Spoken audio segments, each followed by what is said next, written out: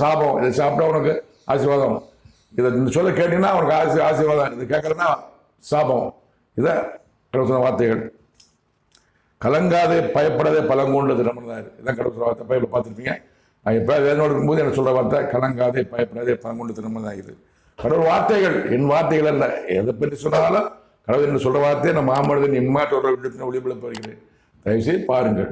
அரசியலை பற்றியும் சரி, நோய்களை பற்றியும் சரி, எல்லாவற்றையும் என்னை பற்றி, என் குடும்பத்தை பற்றி, உலகத்தை பற்றி, பரமண்டலம் பற்றி, இயேசுவை பற்றி, பரிசுத்தாவை பற்றி, அனைத்தை பற்றி என் தேவனாய் கர்த்தர் கடவுள் என்ன சொன்ன அனைத்தையுமே மாமனிதன் இம்மாற்றோர் யூடியூப் ஒளிபரப்பிருக்கிறேன்.